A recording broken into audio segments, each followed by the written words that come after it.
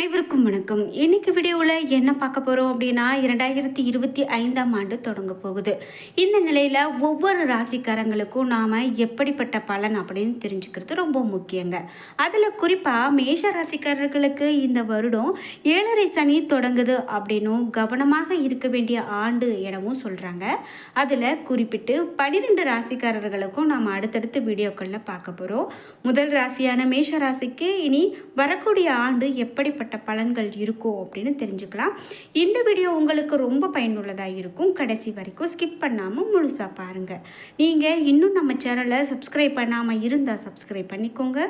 கூடவே இருக்க பெல் ஐக்கானை மறக்காமல் கிளிக் பண்ணிடுங்க. அதோடு இந்த வீடியோவுக்கு ஒரு லைக் பண்ணிவிட்டு கீழே கமெண்ட் பாக்ஸில் சிவன்மலை சுப்பிரமணியருக்கு அரோகரா, கந்தன் பாதம் கனவிலும் காக்கும் என்ற வாசகத்தை பதிவிட்டுட்டு வீடியோவை தொடர்ந்து பாருங்கள். நிறைய பயனுள்ள தகவல்கள் சொல்லப்பட்டிருக்கு. நீங்கள் 12 ராசியில் என்ன ராசிக்காரங்க என்பதையும் மறக்காமல் கமெண்ட் பாக்ஸில் பதிவிட்டுருங்க. வாங்க வீடியோக்குள்ளே போகலாம்.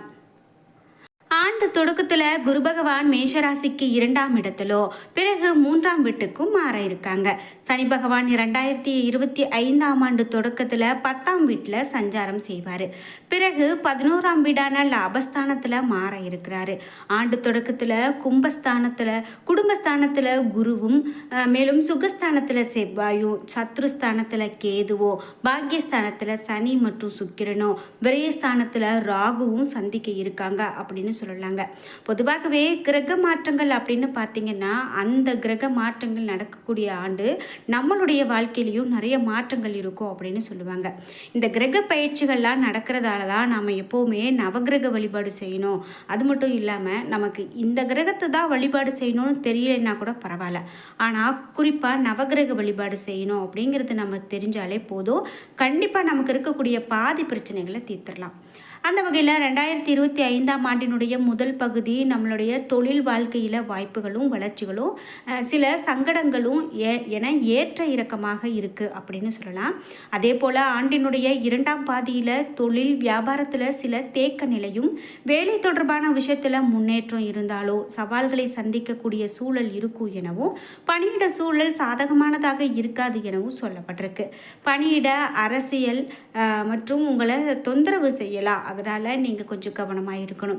எதிரிகளை எளிதாக கையாள முடியும். இருந்தாலும் அலுவலகத்தில் சக ஊழியர்கள் மேல் அதிகாரிகளுடன் சுமூகமாக சூழல் இருக்காது. பணியிடத்தில் தேவையற்ற ஈகோ, மோதல் இவையெல்லாம் இருக்கும். இந்த 2024ஆம் ஆண்டு உங்களுக்கு இது போன்ற பிரச்சனைகள்லாம் இருந்துச்சு அப்படின்னு சொன்னால் மறக்காமல் கமெண்ட் பாக்ஸில் உங்களுடைய கருத்துக்களை பகிர்ந்து கொள்ளுங்கள். வியாபாரிகளுக்கு ஆண்டு தொடக்கத்தில் கணிசமான லாபத்தை கொடுத்தாலும் கூட சனி மற்றும் குருவினுடைய மாற்றம் உங்களுக்கு சிரமங்களை தருவதோடு லாபத்தை குறைக்கவும் வாய்ப்பு இருக்குது. நண்பர்கள் மற்றும் குடும்ப உறுப்பினர்களுடைய ஆதரவு உங்களுக்கு போதுமானதாக இருக்காது. இந்த ஆண்டு உங்களுடைய நண்பர்களின் ஆதரவு கிடைக்காததோடு அவர்கள் மீதான நம்பிக்கை குறையும். நிதிநிலை பேணுவதில் சிரமம் ஏற்படும்.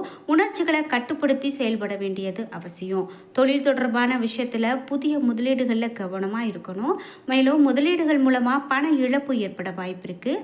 பணியிடத்தில் மேல் அதிகாரிகள் மற்றும் முதலாளிகளோடு மனக்கசப்பு ஏற்பட வாய்ப்பு இருக்குது அப்படின்னு சொல்லலாம்.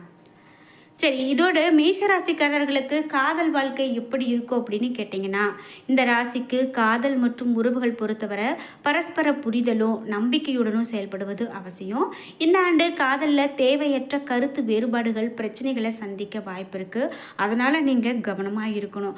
காதலிக்கக்கூடியவங்க கிட்ட உங்களுடைய வார்த்தைகளில் அதிக கவனம் செலுத்தி பேசுவது, அதோடு நீங்கள் ஒரு சின்ன சண்டை வருது அதுன்னா கூட அதை நீங்கள் பெருசுப்படுத்தாமல் சுமூகமாக போகிறது, அப்படி பொறுத்து போகிறதே நல்லது. திருமண வாழ்க்கை மேஷராசிக்காரர்களுக்கு வரக்கூடிய ஆண்டு எப்படி இருக்கும் அப்படின்னு கேட்டிங்கன்னா, திருமண வாழ்க்கை திருமணமான தம்பதிகள் குடும்ப வாழ்க்கையில் இனிமையானதாக இருந்தாலும் உறவில் நம்பிக்கையுடன் விட்டு கொடுத்து போகிறது நல்லது. இந்த ஆண்டில் நெருக்கமும் உணர்ச்சிகரமான தருணங்களும் அமையும். ஆண்டினுடைய முதல் பாதி அழகிய தருணங்களில் இருந்தாலும் பிற்பகுதியில் பல சோதனைகளை சந்திக்க வாய்ப்பு இருக்குது அப்படின்னு சொல்லப்படுது. சரி, முக்கியமான ஒன்று நிதி நிலைமை. நிதி நிலைமை எப்படி இருக்கும் அப்படின்னு கேட்டிங்கன்னா, மேஷராசியை பொறுத்த வரைக்கும் 2025ஆம் ஆண்டு புத்தாண்டு உங்களுடைய நிதி நிலையில் ஸ்திரத்தன்மை குறைவாகவே இருக்கும். பணம் தொடர்பாக யாருக்குமே நீங்கள் வாக்குறுதி கொடுக்காம இருக்கிறது நல்லது. இந்த ஆண்டில் சிலருக்கு வெளிநாடு வெளியூர் பயணம் செல்ல வாய்ப்பு அதிகம். அதன் மூலமாக உங்களுடைய நிதி நிலையில் நல்ல முன்னேற்றம் கிடைக்கும். அதே போல் இந்த ஆண்டு உங்களுடைய செலவுகளை கட்டுப்படுத்த வேண்டியது அவசியம். ஏன் அப்படின்னா விரய சனி உங்களுக்கு தொடங்குது. இதனால் பணம் தொடர்பான பிரச்சனைகளும் எதிர்பார்க்காத பண செலவுகளும் ஏற்பட வாய்ப்பு இருக்குது அப்படின்னு சொல்லலாம்.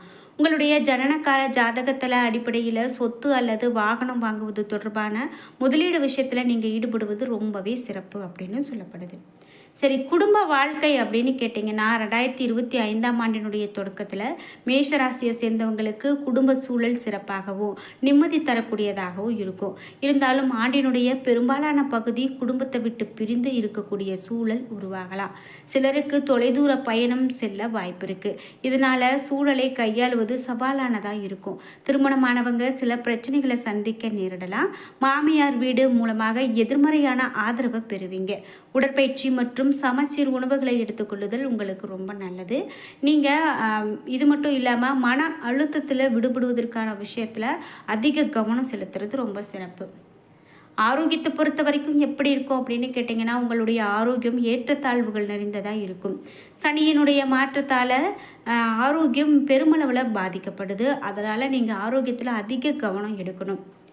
குருவினுடைய மாற்றம் 3ஆம் மற்றும் 4ஆம் வீட்டிற்கு மாறும்போது உங்களுடைய தொழில் மற்றும் தனிப்பட்ட வாழ்க்கையில் சில இடமாற்றங்களை சந்திக்க வாய்ப்பு உள்ளது. இதனால் தேவையற்ற அலைச்சல், சோர்வு இதெல்லாம் ஏற்படலாம். ராகு உங்களுடைய வீட்டிற்கு 11ஆம் வீடான லாபஸ்தானத்தில் வர்றதால பொருளாதார ரீதியாக முன்னேற்றம் ஏற்படலாம். ஊக வணிகத்தில் ஓரளவு லாபத்தை சம்பாதிப்பீங்க. இருந்தாலும் 7.5 சனி நடக்கிறதால பங்கு சந்தை முதலீடு விஷயத்தில் அதிக கவனம் செலுத்துறது ரொம்ப நல்லது. சரி, மேஷராசிக்காரர்களுக்கு ஏதாவது பரிகாரம் இருந்தால் சொல்லுங்கள் அப்படின்னு கேட்டிங்கன்னா, மேசராசியை சார்ந்தவங்களுக்கு நிம்மதியான தூக்கமும் மன அமைதியும் கிடைக்க படுக்கை அறையில் தென்மேற்கு மூலையில் மயில் இறகுகளை வைத்திருக்கிறது நல்லது. உங்களுக்கு கோபம் மற்றும் உணர்ச்சிகளை கட்டுப்படுத்தி செயல்படுவது, குரு வழிபாடு செய்வது இவையெல்லாம் ரொம்ப அவசியம் அப்படின்னே சொல்லலாம். இது மட்டும் இல்லாமல் ஒவ்வொரு செவ்வாய்க்கிழமைகள்லையும் அருகில் இருக்கக்கூடிய முருகன் கோவிலுக்கு சென்று வழிபட்டு வர்றது வாழ்க்கையில் மிகவும் நல்ல பலனை ஏற்படுத்தி கொடுக்கும். அதனால் தவறாமல் நீங்கள் செவ்வாய்க்கிழமையில் முருகப்பெருமானுடைய கோவிலுக்கு சென்று வழிபட்டுட்டு வாங்க. சரி, இது மட்டும் இல்லாமல் மேலும் என்னெல்லாம் பலன்கள் சொல்லப்படுது அப்படின்னு கேட்டிங்கன்னா, இந்த மேஷராசிக்காரர்களுக்கு விரயஸ்தானம் அப்படின்னு சொல்லப்படக்கூடிய 12வது இடத்திற்கு சனி பெயர்ச்சி நடக்குது அப்படின்னு பார்த்தோம். இதன் காரணமாக 7.5 சனியினுடைய தாக்கம் உங்களுக்கு இருக்குது அப்படின்னு சொல்லலாம். 7.5 சனியினுடைய தாக்கம் அப்படின்னு பார்த்தீங்கன்னா கொஞ்சம் சிரமத்தை ஏற்படுத்தக்கூடியதாக தான் இருக்கும். இதனால் நீங்கள் சனிக்கிழமை நாட்களில் நீங்கள் போய் நவக்கிரக வழிபாடு, சனி பகவானுடைய வழிபாடு மேற்கொள்வது, அங்கு எல் விளக்கு போடுவது, இது போன்றெல்லாம் வழிபாடு செய்யுங்க. காகத்துக்கு உணவு வைக்கிறது, இவையெல்லாம் செஞ்சுட்டு வந்தீங்க அப்படின்னா கண்டிப்பாக அது உங்களுக்கு நல்ல பலனை கொடுக்கும். 7.5 சனி ஆரம்பதால் மேஷராசிக்காரர்கள் ரொம்பவே அச்சப்பட தேவையில்லை. ஏன் அப்படின்னா சிலருக்கு 7.5 சனி நேரத்தில் தான் திருமணம் நடந்து வெளிநாட்டுக்கு செல்லக்கூடிய வாய்ப்பும் கிடைச்சிருக்கும். இருந்தாலும் எதிர்மறையான விளைவுகளும் ஏற்படக்கூடும். அப்படின்னா அதே போல் மருத்துவத்திற்காக செலவு செய்யக்கூடிய நிலை மாறி ஏற்படும் அப்படின்னும், 7.5 சனி காலத்தில் அதிக கடன் வாங்கும் சூழல்கள் உருவாகும் எனவோ மேஷராசிகள் இந்த சனிப்பெயர்ச்சியில் சற்று கவனமாக இருக்கிறது நல்லது எனவும் சொல்லப்பட்டிருக்கு. இதனால் இந்த ராசிக்காரர்கள் கண்டிப்பாக கவனத்தோடு இருக்கணும் அப்படின்னு சொல்லப்படுவதால் நீங்களும் ரொம்ப கவனமாக இந்த மேஷராசிக்காரர்கள் முருகப்பெருமானுடைய வழிபாடு மேற்கொள்வது ரொம்ப சிறப்பு அப்படின்னு சொல்கிறாங்க. சரி, உங்களுக்கு வழிபாட்டு தலம் அப்படின்னு கேட்டிங்கன்னா திருச்செந்தூரில் வீற்றிருக்கக்கூடிய முருகனை வழிபடுவதன் மூலமாக மனதில் நிலவிய சஞ்சலங்கள் எல்லாம் குறையும். ஆரோக்கியம் தொடர்பான பிரச்சனைகள் நீங்கும், நிம்மதி கிடைக்கும். சுவாமி முருகனுடைய அருளால் மனம் தெளிவடைந்து வாழ்க்கையில் சாந்தி நிலவக்கூடியதாக இருக்கும். மாணவர்களுக்கு எப்படி இருக்கும் அப்படின்னு கேட்டிங்கன்னா, படிப்பில் முன்னேற்றம் காண முடியும். மேல்நிலை கல்வியில் கூடுதல் கவனம் செலுத்த வேண்டும். தகவல் தொடர்பு சாதனங்கள் நுட்பம் மூலமாக பயன்படுத்த வேண்டும். அது மட்டும் இல்லாமல் பெண்களுக்கு எப்படி இருக்கும் அப்படின்னு கேட்டிங்கன்னா, அவசரம் இல்லாமல் செய்தால் எந்த ஒரு காரியமும் உங்களுக்கு நன்மையாகவே இருக்கும் அப்படின்னும், ஆரோக்கியத்தை பொறுத்த வரைக்கும் சற்று ஏற்ற இறக்கங்கள் இருக்கும். சுயதொழிலில் இருக்கிறவங்களுக்கு முன்னேற்றம் காணக்கூடிய வருடமாக இருக்கும் அப்படின்னு சொல்லலாம். என்ன நண்பர்களே, இன்னைக்கு வீடியோவில் மேஷராசிக்காரர்களுக்கு 2025ஆம் ஆண்டு எப்படிப்பட்ட பலன் அப்படின்னு தெரிஞ்சுக்கிட்டோம். இந்த வீடியோ உங்களுக்கு மிகவும் பயனுள்ளதாக இருந்திருக்கும். வீடியோ உங்களுக்கு பிடிச்சிருந்தா லைக் பண்ணுங்கள், ஷேர் பண்ணுங்கள், கமெண்ட் பண்ணுங்கள். நீங்கள் இன்னும் நம்ம சேனலை சப்ஸ்கிரைப் பண்ணாமல் இருந்தால் சப்ஸ்கிரைப் பண்ணிக்கோங்க. கூடவே இருக்க பெல் ஐக்கானை மறக்காமல் கிளிக் பண்ணிடுங்க. நன்றி வியூவர்ஸ்.